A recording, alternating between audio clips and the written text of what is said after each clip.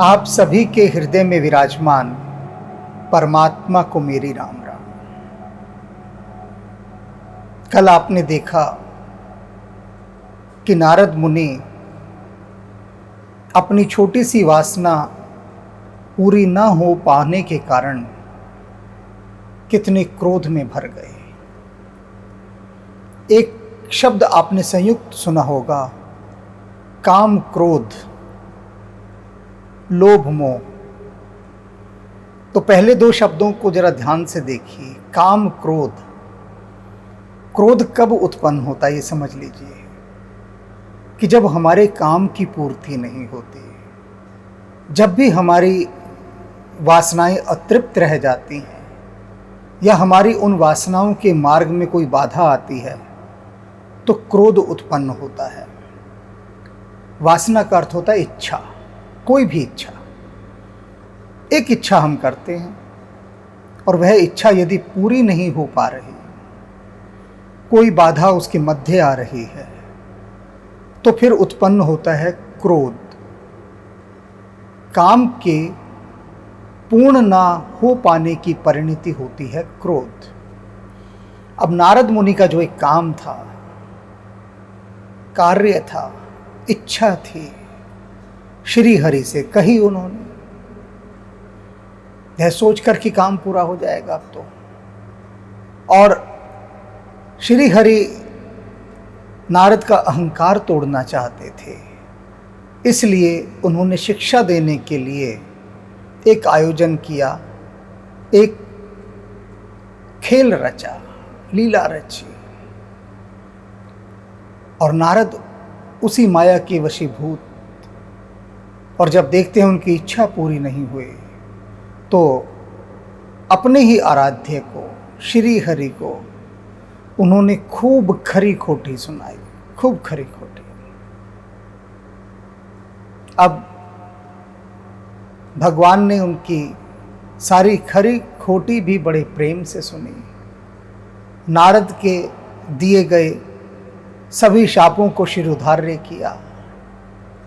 और उसके बाद अब आज हम आ गए हैं कि अब क्या होता है। जब हर माया दूर निवारी, नहीं तहां रमा न राजकुमारी। और उसके बाद श्री हरि ने अपनी माया को वापस खींच लिया। और जैसे ही माया खींची, नारद की दृष्टि साफ हो गई, सब कुछ दिखाई देने लगा। और माया के खींचते ही वहाँ पर लक्ष्मी जी थी, ना वह राजकुमारी थी जिसको लेकर भगवान विष्णु वहाँ खड़े थे। रास्ते में मिले थे ना भगवान विष्णु नारद जी को, और नारद जी ने देखा कि श्री हरि साथ में लक्ष्मी और उस राजकुमारी को लिए हुए हैं जिसने भगवान विष्णु के गले में जयमाला डाली थी। तो क्रोध से जल उठे थे नारद। अब जब श्री हरि ने अपनी माया खींच ली, समेट ली, तो वह सब गायब हो गया, सब अगोचर, कुछ दिखाई नहीं दे रहा। दिखाई तो तब देना जब कुछ था वहां पर, वह तो सारी माया थी। जैसे कि आप कोई फिल्म देख रहे हो और कोई प्रोजेक्टर ही बंद कर दे। प्रोजेक्टर ही तो माया है ना, जो फेंक रही है सब कुछ, सारे चित्रों को जो फेंका जा रहा है इस प्रोजेक्टर के माध्यम से। तो श्री हरि ने वो प्रोजेक्टर ही बंद कर दिया, तो अब कुछ दिखाई नहीं दे रहा उनको, सब गायब हो। तब मुनि अति सभीत हर चरना, गहे पाही प्रणतारित हरना। और वो जो ज्ञान और वैराग्य सब खो गया था नारद का, फिर से लौट आया। और जब लौट आया तो वे बड़े भयभीत हुए कि ये मैंने क्या किया, भाई कितना बड़ा पाप कर दिया मैंने कि श्री हरि को ही मैंने खरी खोटी सुना डाली। खरी खोटी होती तो भी बात कुछ थम जाती, लेकिन मैंने तो उनको शाप तक दे डाला। ये क्या कर दिया मैंने, तो भय से कांपने लगे और श्री हरि के चरणों में गिर गए और बोले कि आप सदा ही शरणागत की रक्षा करने वाले हैं, मेरी भी रक्षा कीजिए, जो मुझसे इतना बड़ा पाप हुआ है मुझे क्षमा कर दीजिए। बहुत ही आत्मग्लानि और पश्चाताप से भरकर नारद श्री हरि के चरणों में गिर गए और मिन्नतें करने लगे। मृषा हो मम शाप कृपाला, कहते हैं कृपा निधान, मैंने आपको जो शाप दिया है, 3 शाप दे डाले कि जिस नरदेह को धारण करके आपने मेरे साथ वंचना की, छल किया, वही नरदेह आप धारण करेंगे। फिर आपने मुझे जो बंदर का रूप दिया, ये ही बंदर आपके उस नर रूप में जब आप देह धारण करेंगे सहायक सिद्ध होंगे, इनकी सहायता से ही आप अपना बेड़ा पार लगाएंगे। और तीसरा, जो नारी का दुख मैंने झेला, जो विरह की वेदना मैंने झेली, आपको भी नारी का वियोग होगा और उसी घोरतम वेदना से, पीड़ा से, वियोग से आप भी गुजरेंगे, आपको भी वह सब सहना पड़ेगा। तो ये जो तीनों मैंने शाप दिए आपको, ये मेरे तीनों शाप झूठे हो जाएं, कुछ ऐसा कीजिए आप, मैं क्षमा मांगता हूं। अब भगवान श्री हरि क्या कहते हैं? देख रहे हैं कि नारद इस समय आत्मग्लानि और पश्चाताप से भरे हुए हैं, दुख से भरे हुए हैं और रह रहकर अपने को दोषी ठहरा रहे हैं। तो श्री हरि उनसे क्या कहते हैं? मम इच्छा कह दीन दयाला। वे दीन दयाल, दीन है ना नारद इस समय, तो उस दीनहीन नारद पर दया करते हुए वे दीन दयाल श्री हरि कहते हैं, मम इच्छा, मेरी इच्छा से यह सब हुआ नारद, तुम्हारा कोई दोष नहीं। यह सारी माया मेरे ही द्वारा सृजित की गई थी, मेरी ही इच्छा थी कि ऐसा हो, मेरी ही इच्छा थी कि तुम काम के वशीभूत होकर लालायित हो जाओ, मेरी इच्छा थी तुमको वानर रूप देना और मेरी ही इच्छा थी कि तुम मुझे शाप दो, तो तुम्हारा कोई दोष नहीं है। अब देख रहे हैं आप कैसे दीन दयाल हैं श्री हरि, कि नारद के मन में कहीं पर किसी कोने कवाने में कोई अपराध बोध, आत्मग्लानि का भाव न रह जाए, इसलिए सब कुछ अपने ऊपर ले रहे हैं। कहते हैं सब मेरी इच्छा से हुआ, तुम्हारा कोई दोष नहीं है, तुम अपने आप को बिल्कुल भी अपराध बोध से पीड़ित न करो। है ना दीन दयाल, कि भक्तों के दोष को भी दोष कह ही नहीं रहे हैं। भक्त ने बड़े से बड़ा अनर्थ कर डाला, लेकिन फिर भी उसे वे सार्थक बता रहे हैं, निरर्थक नहीं, अनर्थ नहीं, सार्थक। क्योंकि कहते हैं मम इच्छा, मेरी इच्छा से सब हुआ। मैं दुर्वचन कहे बहु तेरे, कह मुनि पाप मिट ही किम मेरे। नारद जी कहते हैं नहीं प्रभु, मैंने आपको बड़े दुर्वचन कहे हैं, बहुत अपशब्द कहे हैं, न कहने योग्य ऐसी ऐसी बातें कही हैं जिनकी कल्पना नहीं की जा सकती। मेरे ये पाप कोई थोड़े नहीं हैं, बहुत बड़े पाप हैं, और ये इतने बड़े पाप भला कैसे मिटेंगे? मिट ही नहीं सकते। श्री हरि समझा रहे हैं कि तुम्हारा कोई दोष नहीं, सब मेरी इच्छा से हुआ, लेकिन नारद अपनी आत्मग्लानि और अपराध बोध से बाहर आ ही नहीं पा रहे हैं। कैसे आए? बहुत कठिन है। जो उन्होंने किया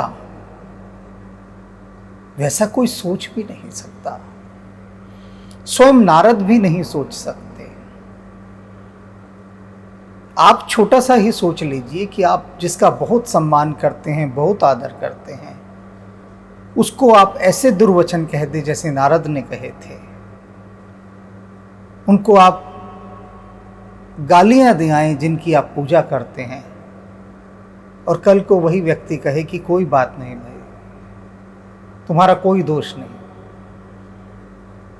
तो क्या सहजता से आप मान लेंगे कि हाँ आपका कोई दोष नहीं था? नहीं मानेंगे ना। तो नारद कैसे मान जाए? दुख से भरे हुए नहीं मान रहे।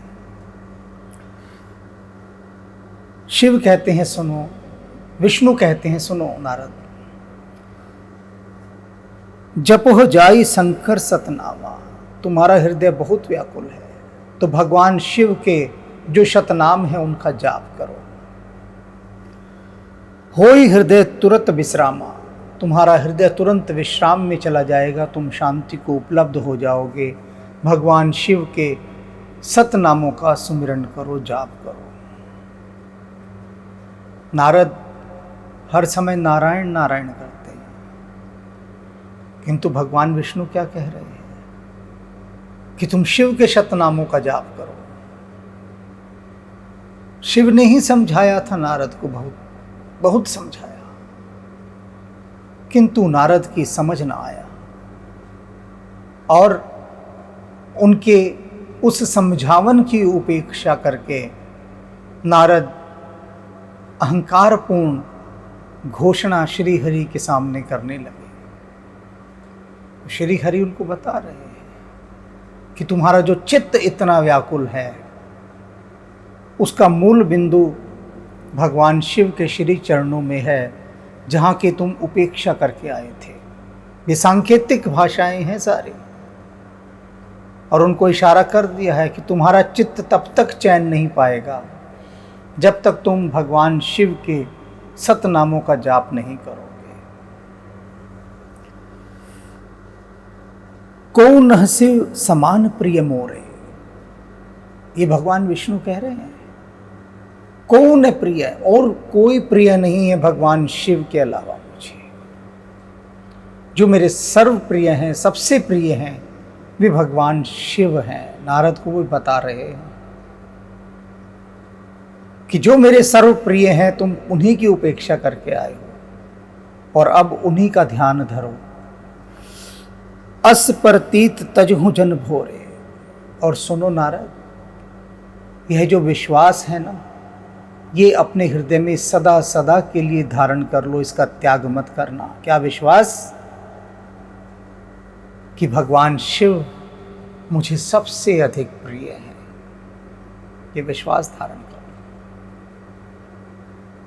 समझा दिया उनको बहुत अच्छे से, औषधि दे दी, मूल मंत्र दे दिया, जिससे वे अपने हृदय को विश्राम में ले जाएं, शांति में ले जाएं, उस आत्मग्लानि और अपराध बोध के भाव से बाहर निकल आएं और शुद्ध चैतन्य रूप हो जाएं। कोई दोष ना रहे, भीतर कोई कलंक ना रहे, कोई अवसाद ना रहे, कोई विषाद ना रहे, कोई खेद ना रहे, उन सब से मुक्त हो जाएं। ऐसा एक मरहम भगवान विष्णु ने नारद को दे दिया। ऐसा एक अमृत कलश नारद के होठों पर लगा दिया, और वो अमृत कलश क्या है? शिव के सतनाम। इनको पी जाओ और उसके बाद तुम सबसे मुक्त हो जाओगे। जे पर कृपा ने करही पुरारी, सोने पाओ मुनि भक्ति हमारे। क्या कहते हैं श्री हरि कि हे नारद, जिस पर वो त्रिपुरारी भगवान शिव कृपा नहीं करते, जिस पर भगवान शिव प्रसन्न नहीं होते, ऐसा कोई भी भक्त मेरी भक्ति को प्राप्त नहीं कर सकता। श्री हरि की ओर जाने वाला भक्ति का मार्ग भगवान शिव की प्रसन्नता से होकर जाता है। भगवान शिव के चरणों की उपासना से होकर जाता है। यह गहन बात, गहन सूत्र श्री हरि ने विष्णु को समझा दिया, नारद को समझा दिया।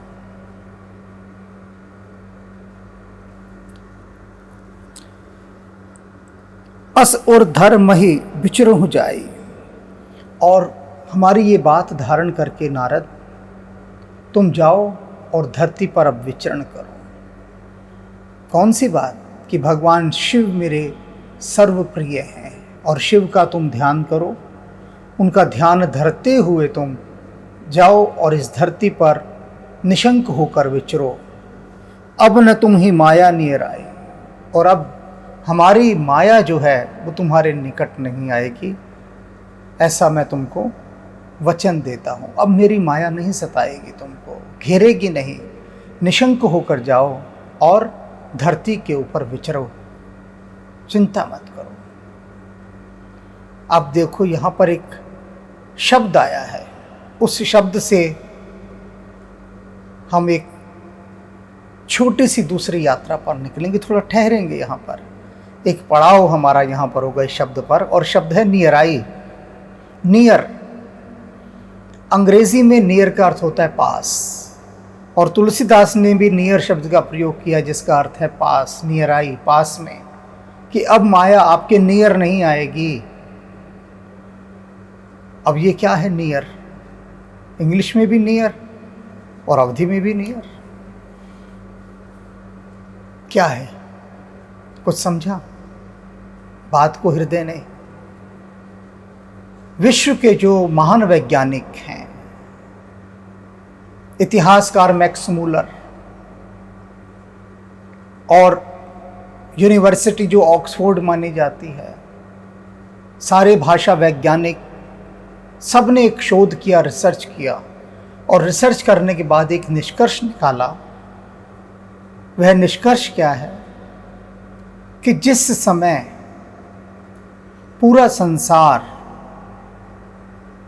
ध्यान से सुनिएगा, बहुत ध्यान से सुनने वाली बात है, कि जिस समय पूरी संसार की जातियां घुटनों के बल रेंग रही थी, सरक रही थी, चल रही थी घुटनों पर, उस समय ये भारतवर्ष अपनी युवावस्था में था।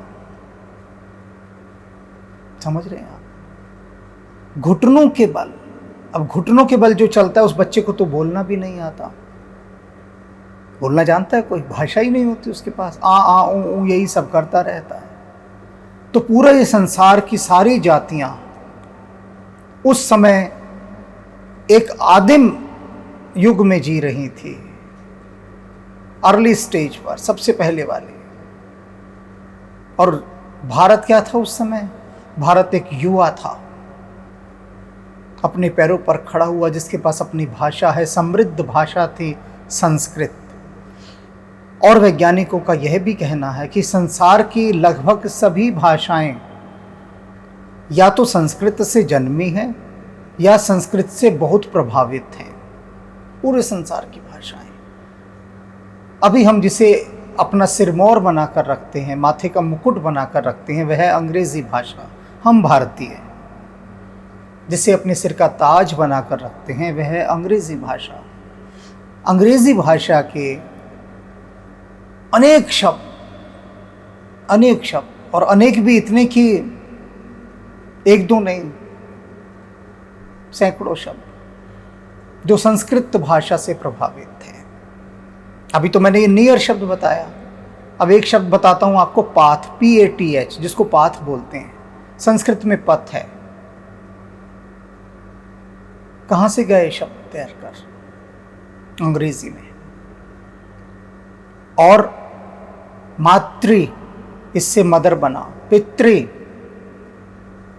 इससे फादर बना, सहोदरा इससे सिस्टर बना। ऐसे अनेक शब्द हैं कि जो रूपांतरित होते होते मुख्य सुख के कारण रूपाकृति बदल गए, लेकिन मूल रूप से वे संस्कृत के ही शब्द हैं। और इस पर एक लंबा काम लोगों ने किया है जो ये प्रमाणित करता है। तो यहां पर भी ये शब्द आया ना, नियर आई, तो भगवान विष्णु कहते हैं नारद जी से कि मेरी माया अब तुम्हारे नियर नहीं आएगी, जाओ और धरती पर विचरो। बहुविधि मुनि ही प्रबोध, प्रभु तब गए अंतर्धान, सत्यलोक नारद चले करत राम गुणगान। और अनेक अनेक प्रकार से श्री हरि ने नारद को समझाया, उनको बोध कराया कि उनका कोई दोष नहीं है, अनेक अनेक प्रकार से। और नारद जब संतुष्ट हो गए, उसके बाद श्री हरि अंतर्धान होकर अपने धाम चले गए और नारद जी भगवान श्री राम का सुमिरन करते हुए सत्यलोक को प्रस्थान कर गए।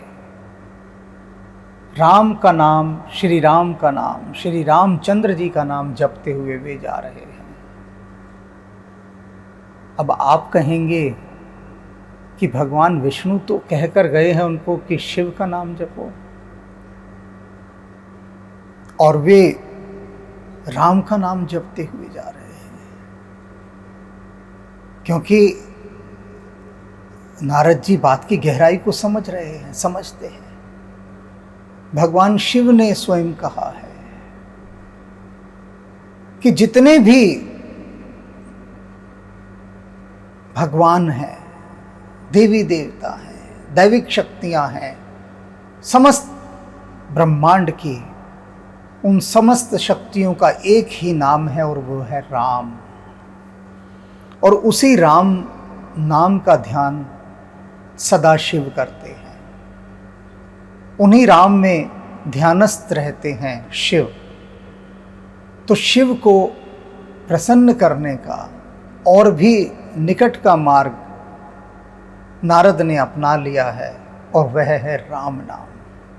तो राम का नाम ध्यान में धरते हुए नारद जी सत्यलोक को चले गए।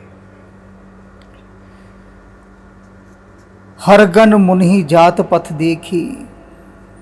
अब क्या हुआ जी, वो दोनों भगवान शिव के गण जो बहुत अटपटी बातें करके, व्यंग्यात्मक बातें करके नारद जी की खिल्ली उड़ा रहे थे, खूब मजे ले रहे थे नारद जी से, भगे थे तब उस समय नारद जी को छेड़कर, और शाप भी ले लिया उनसे, शाप भी पा गए।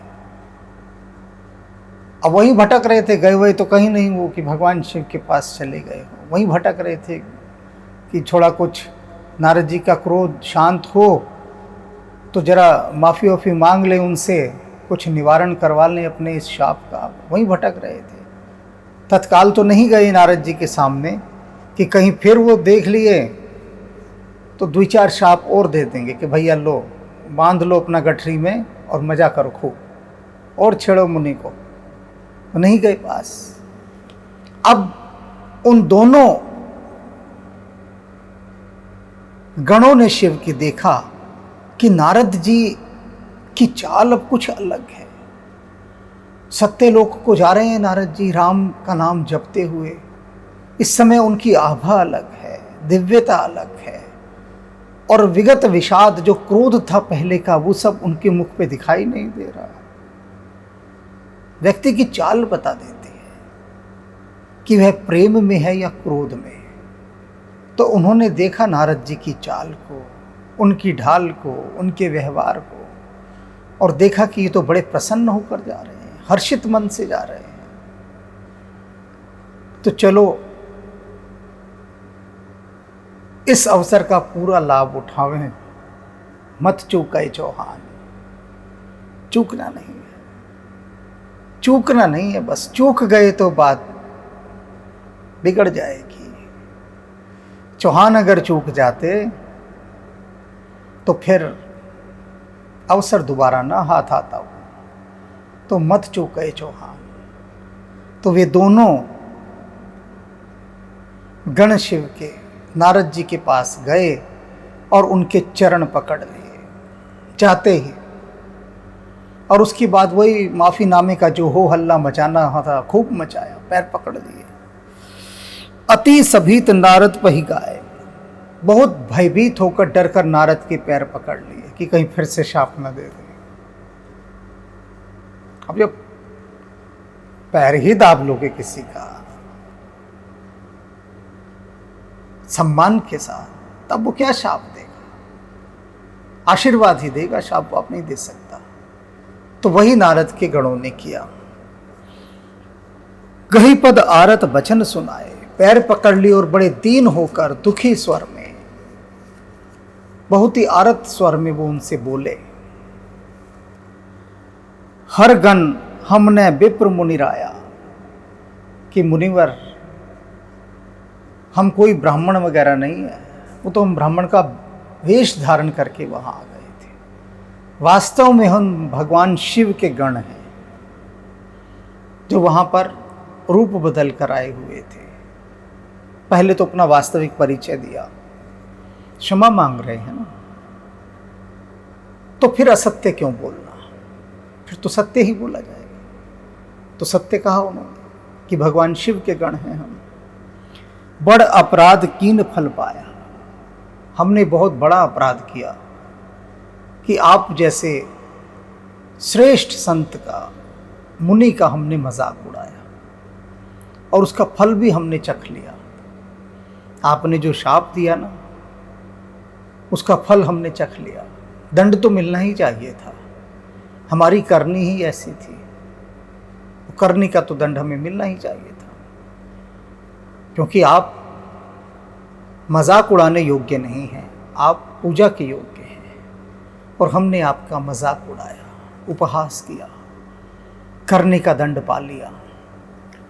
श्राप अनुग्रह करहूं कृपाला, बोले नारद दीन दयाला। ये दोनों शिव के गण क्या बोलते हैं कि अब आप हमें क्षमा करें और कुछ ऐसा उपाय बताएं कि हमारा ये शाप जो है ये कट जाए। कह दिया आपने राक्षस की योनि में जाओ, कब तक पड़े रहें भगवान? मुक्ति भी तो दो उससे, और आप ही मुक्ति का मार्ग बताएंगे, नहीं तो मुक्ति का कोई उपाय नहीं है। तब द्रवीभूत होकर नारद जी उनसे कहते हैं, निश्चर जाय हो तुम दो हो, वैपुल वैभव विपुल तेज बल हो। कहते हैं तुम दोनों निश्चित रूप से शाप के वशीभूत होकर राक्षस तो हो जाओगे, बिल्कुल सही बात है, किंतु वैभव विपुल तेज बल हो, तुम्हारा जो वैभव है बहुत अधिक होगा, बल बहुत होगा, तुम में तेज बहुत होगा। राक्षस होने के पश्चात भी ये सारे गुण सिद्धियां और समृद्धियां तुम्हारे पास होंगी। भुजबल विश्व जितब तुम जइहां, और तुम अपनी भुजाओं के बल पर सारा विश्व जीत लोगे। धरहि विष्णु मनुज तन तहिहां, और तब भगवान विष्णु मनुष्य का रूप धारण करके इस धरती पर आएंगे। उस समय समर मरण हरि हाथ तुम्हारा, और उस समय युद्ध में श्री हरि के हाथों तुम्हारा मरण होगा, तुम्हारी मृत्यु होगी, तुम्हारा वध होगा, तुम मारे जाओगे भगवान के हाथों, जब भगवान मनुष्य का रूप धारण करके आएंगे, देह धारण करके आएंगे। होई हूँ मुकुत न पुन संसारा, उस समय तुम्हारी मुक्ति हो जाएगी इस राक्षस योनि में, और फिर तुम्हारा जन्म नहीं होगा, तुम्हें मुक्ति प्राप्त हो जाएगी। नारद जी जो कि दीन दयाल हैं, दीनों पर दया करने वाले हैं, उन्होंने उन दोनों शिव के गणों के द्वारा विनती किए जाने पर उनको शाप मुक्ति का मार्ग बता दिया। चले जुगल मुनि पद सिर नाई, भय निशाचर काल ही पाए। वे दोनों गण शिव के आश्वस्त हुए और नारद जी के चरणों में उन्होंने अपना सिर नवाया और उसके बाद समय आने पर वे दोनों राक्षस योनि में जन्मे। एक कल्प एह हेतु प्रभु लीन मनुज अवतार, सुर रंजन संजन सुखद हरि भंजन भुविभार। एक कल्प तक भगवान शिव ने इस कारण से मनुष्य के रूप में अवतार लिया, देह धारण की। सुर रंजन देवताओं के सुख देने वाले, सज्जन सुखद हरि भंजन भुविभार, सज्जनों को सुख देने वाले, और भूमि पर जो भार हो गया था राक्षसों के आतंक का, उससे मुक्त करने के लिए भगवान ने धरती पर मनुष्य के रूप में अवतार लिया। ये कारण बताया भगवान शिव ने। एह विद जन्म कर्म हरि केरे, इस प्रकार कहते भगवान के न जाने कितने जन्म हुए और कितने कर्म उन्होंने किए, पता ही नहीं, कोई हिसाब किताब ही नहीं। सुंदर, सभी कैसे थे सारे जन्म सुंदर। सुखद विचित्र घनेरे, सुंदर थे, सुख देने वाले थे, विचित्र थे माने रहस्यमयी थे। कोई नहीं समझ पाया जब भगवान अवतरित हुए, उन्होंने लीलाएं की। सुंदर थे, सुखद थे और उतने ही रहस्यात्मक थे, और घनेरे, बहुत अधिक घने थे। घना जंगल होता ना, बहुत घनेरे, घनघोर घटाएं छा जाती हैं। घनेरे में कुछ दिखाई नहीं देता, सुझाई नहीं देता। घना जंगल हो, क्या दिखाई देगा। तो ऐसी घनेरी रहस्यमयी लीलाएं प्रभु की, और जो अनंत हुई है। कल्प कल्प प्रति प्रभु अवतरहि, चारु चरित्र नाना भिद करहि। कहते न जाने कितने कल्पों में प्रभु ने अपने चरित्र की ये लीलाएं रची हैं, कल्पों कल्पों तक। चारु चरित्र, सारे चरित्र बड़े सुंदर हैं। नाना भिद करहि, और नाना प्रकार के, अनेक अनेक प्रकार के कार्यों से वे सजे हुए हैं, कोई एक प्रकार का नहीं है। सारे विचित्र हैं, अनोखे हैं, रहस्यमयी हैं, सुंदर हैं, सुखद हैं, और जिनका कोई और छोर नहीं है, कोई हिसाब किताब नहीं है, अगणित हैं। तब तब कथा मुनि सह गाई, परम पुनीत प्रबंध बनाए। कहते हैं और जब जब भगवान ने अवतार लिया तब तब क्या हुआ, मुनियों ने उनकी कथाओं को गाया है। मुनियों ने कथाओं को गाया है। ये समझ में आपके सीधे सीधे नहीं आएगी बात, बड़ी गहरी बात यहाँ पर भगवान शिव कह रहे हैं, बहुत गहरी बात, कि मुनियों ने कथाओं को गाया है। आप भी सोच रहे होंगे इसमें क्या बड़ी बात है, सहजी तो बात है, मुनियों ने कथाओं को गाया। नहीं, मुनि उसे कहते हैं जो मौन में रहता है। मुनि का अर्थ ही जो मौन में चला गया, ईश्वर के साथ भीतर इतना गहरा जुड़ गया कि उसका मौन सद गया। जिसका मौन सद गया वह मौन सदा हुआ ही फिर भी मुखरित हो रहा है, कह रहा है कि मौन थामे नहीं थम रहा, मौन ठहरना नहीं चाह रहा, और वह मौन शब्दों में प्रकट हो गया, कथा के रूप में आ गया। ओवरफ्लोइंग, अतिरेक, मौन का अतिरेक, कहे बिना सरा नहीं गया और कहना पड़ा। तो मुनियों ने कथाएं गाई भगवान की, परम पुनीत प्रबंध बनाए, बहुत पवित्र सुंदर रचनाओं की उन्होंने जो है सृष्टि की, संसार में प्रबंध रचनाएं सुगठित किसने करवाई? हनुमान जी ही सब करवा रहे हैं। विविध प्रसंग अनूप बखाने, और भगवान के चरित्र के तो विभिन्न प्रकार के प्रसंग थे। जो भी प्रसंग हुए उनको बड़े अनूप ढंग से बखान किया, उनका व्याख्यान किया, बताया उनको।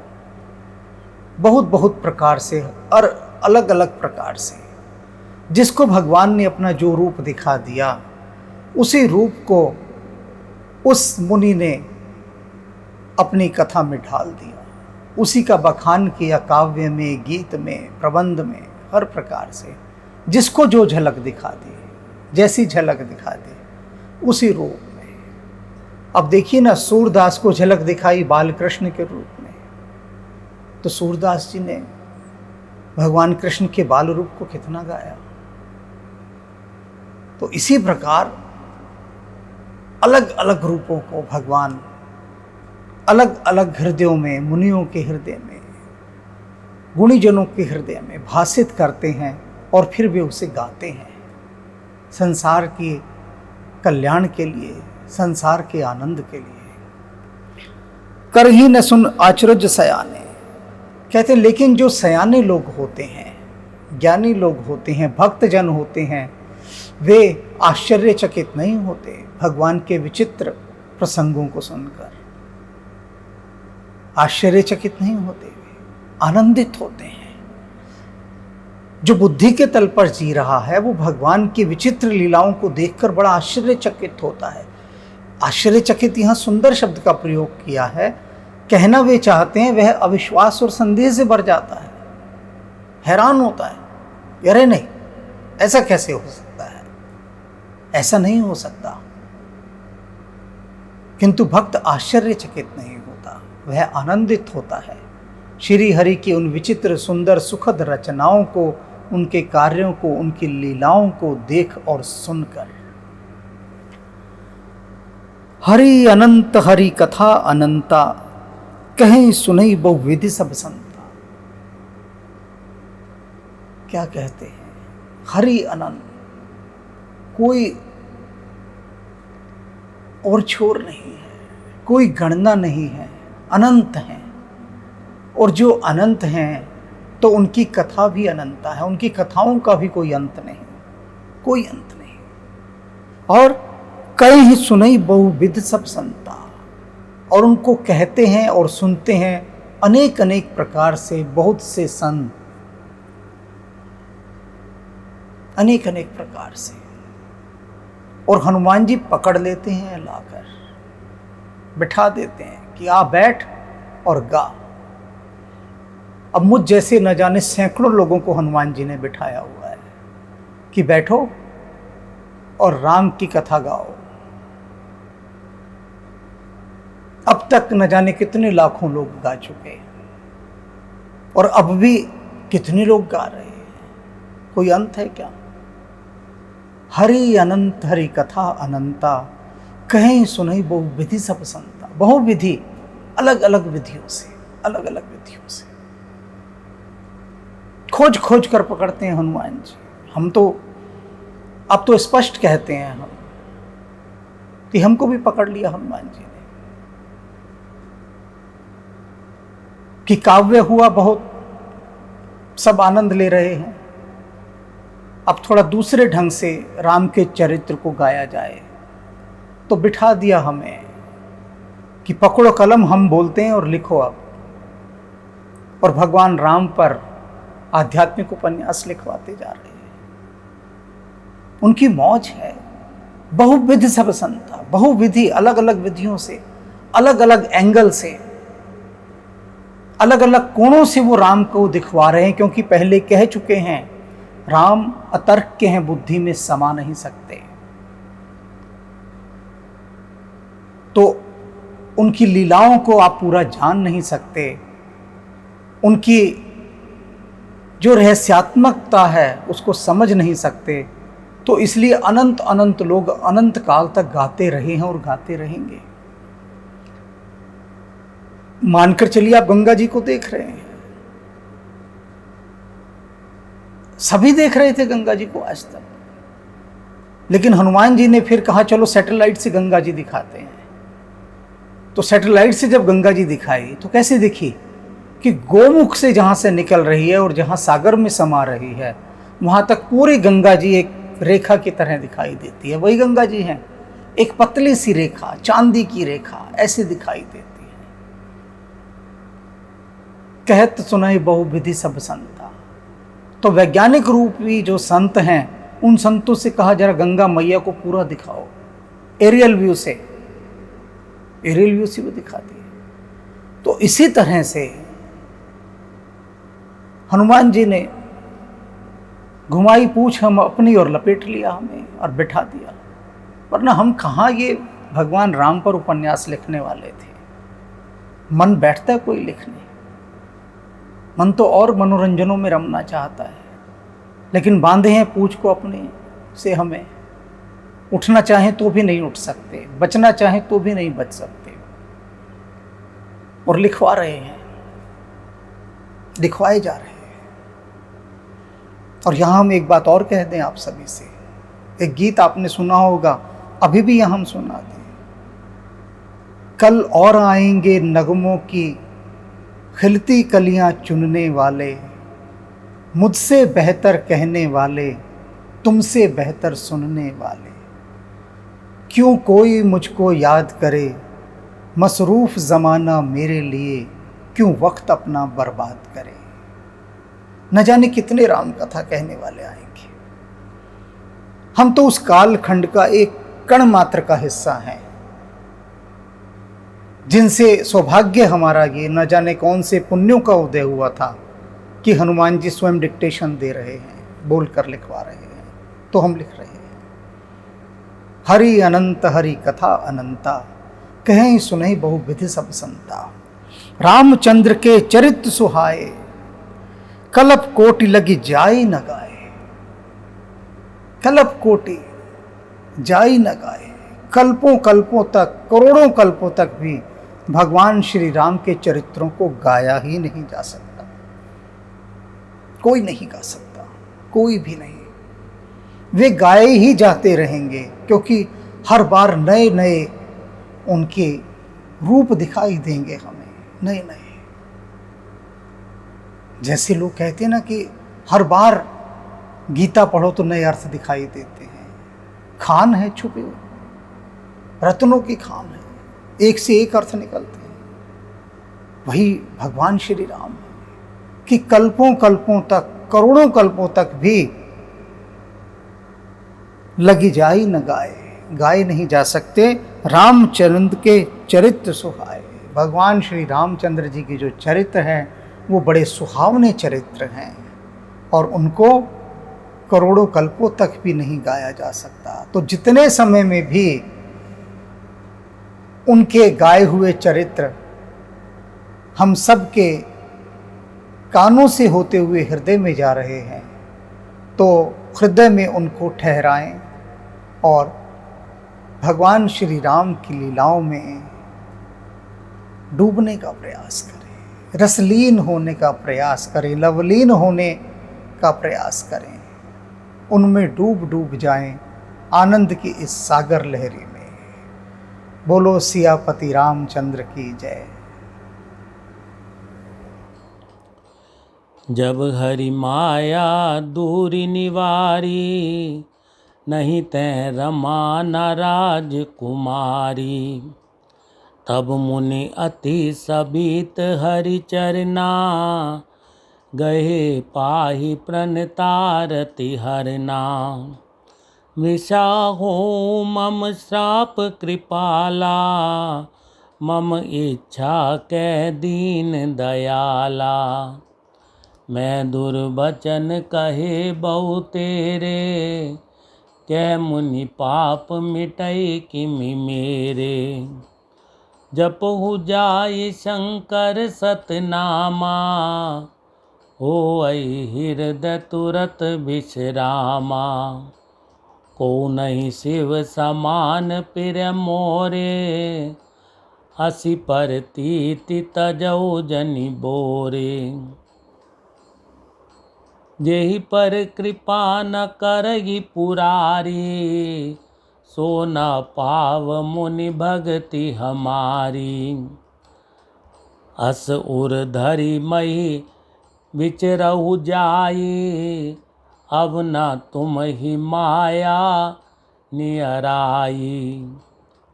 बहुविधि मुनि प्रबोधि प्रभु, तब भय अंतर्धान, सत्यलोक नारद चले, करत राम गुण गान। हर गन मुनहि जात पथ देखी, विगत मोह मन हरस विशेषी। अति सबीत नारद पै आए, गाहि पद आरत बचन सुनाए। हर गन हम न ब्रेप मुनि राया, बर अपराध कीन फल पाया। श्राप अनुग्रह करहु कृपाला, बोले नारद दीन दयाला। निशिचर जाई हों तुम दो, वैभव विपुल तेज बल हो। भुजबल बेस्वजि तब तुम जहिया, धरि हई विष्णु मनुज तनु तहिया। समर मरण हरि हाथ तुम्हारा, होई हऊँ मुकुत न पुनि संसारा। चले जुगल मुनि पद सिर नाई, भये निशाचर कालहि पाई। एक कल्प एहि हेतु प्रभु, लीन मनुज अवतार। सुर रंजन सज्जन सुखद, हरि भंजन भुवि भार। एहि विधि जन्म करम हरि केरे, सुंदर सुखद विचित्र घनेरे। कलप कलप प्रति प्रभु अवतरहि, चारु चरित नाना विधि करहि। तब तब कथा मुनि सन गाई, परम पुनीत प्रबंध बनाई। विविध प्रसंग अनूप बखाने, करहि न सुनि आश्चर्य सयाने। हरि अनंत हरि कथा अनंता, कहै सुनै बहुविधि सब संता। रामचंद्र के चरित सुहाए, कल्प कोटि लग जाई न गाए। यह प्रसंग मैं कहा भवानी, हरि माया मोहि मुनि ज्ञानी। प्रभु कोत की प्रणत हितकारी, सेवत सुलभ सकल दुख हारी। सुर नर मुनि कहु नाही जेहि, नामो माया प्रबल। अस विचारी मन माहि भजई, महामाया पति। अपर हेतु सुन शैल कुमारी, कयौ विचित्र कथा विस्तारी। जेहि कारण अज अगुण अनुरूपा, ब्रह्म भयो कौशलपुर भूपा। जो प्रभु विपिन फिरत तुम देखा, बंधु समेत धरे मुनि वेशा। जासु चरित अवलोकी भवानी, सती शरीर रयौ बोरानी। अजहु न छाया मिटती तुम्हारी, तासु चरित सुनु भ्रम रुजहारी। लीला कीनी जो तेहि अवतारा, सो सब कहियौ मति अनुसारा। भरद्वाज मुनि शंकर बानी, सकुचि सप्रेम उमा मुस्कानी। लगे बहोरी बरने वृष केतु, सो अवतार भयो जेहि हेतु। सो अवतार भयो जेहि हेतु। सो मैं तुम सन कहऊ सब, सुन मुनीस मन लाई। राम कथा कलि मल हरनी, मंगल करनी सुहाई।